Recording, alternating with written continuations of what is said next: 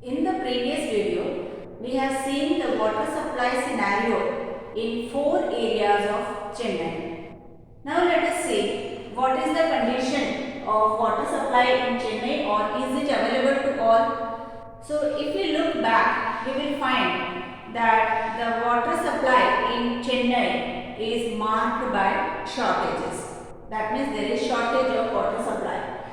And the municipal water supply reaches to only some parts, and actually half of the need of the water of the people is supplied by the municipal water supply, but that is very less. So in fact, every person living in a particular area should be supplied water through municipality, but the municipality is not able to supply water to all. Only 50% of people are getting water. Now those areas which are close to the storage points, they can easily get the water, like if there are big tanks or any water supply system. So the people living close to it can get water easily, but those who are living far away, they receive very less water. Now, usually it is seen that whenever there is shortage of anything, whether it is shortage of supply of water or anything, always the burden is on the poor.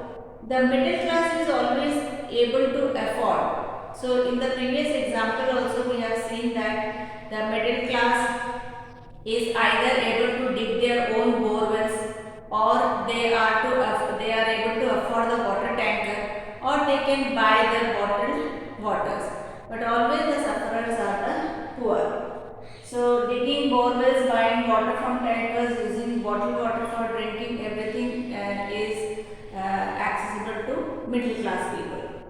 Now apart from availability of water, now the more problem is the safe drinking water is also a problem. So access to safe drinking water is also available to only some people, and this depends on what one can afford.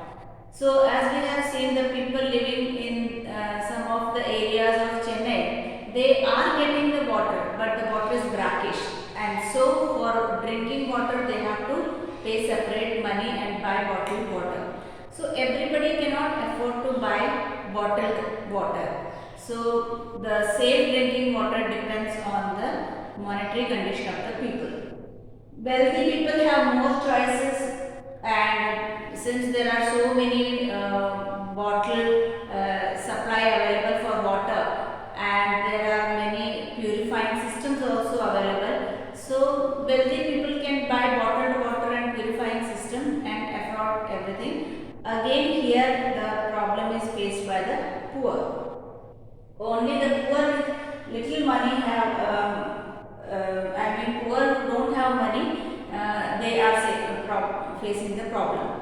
So overall we can conclude that the right to water, which should be available to all, is actually not available, and it's only the wealthy people who are getting the right to water, and this right to water, which is only available to wealthy people, is very far from achieving the goal of sufficient and safe drinking water. So the ultimate aim of our country is to achieve sufficient and safe drinking water to everybody, but the reality is far away from this one.